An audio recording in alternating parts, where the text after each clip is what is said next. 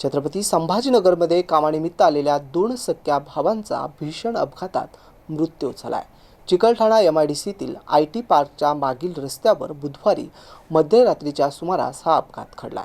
विरुद्ध दिशेने भरधाव आलेल्या फॉर्च्युनर कारने त्यांच्या दुचाकीला जोरदार धडकली। या अपघातात निखिल आणि कपिल या दोन भावांचा मृत्यू झालाय।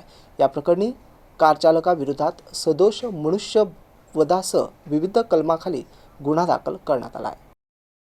छत्रपती संभाजीनगर शहरात रोजगारासाठी 2 महिन्यापूर्वी आलेल्या दोन सख्या भावांचा काळाने घात केलाय।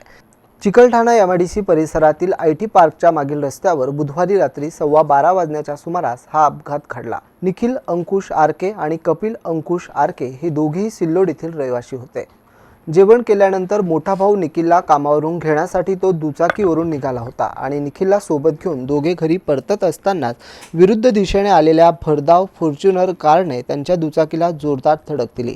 धडक इतकी भीषण होती की दुचाकीचा अक्षरशः चक्काचूर झाला। या अपघातानंतर कार रस्त्याच्या विरुद्ध दिशेने जाऊन थांबली। या घटनेची माहिती मिळताच MIDC सिडको पोलिसांनी घटनास्थळी धाव घेत दोन्ही भावांना खाटी रुग्णालयात दाखल केले।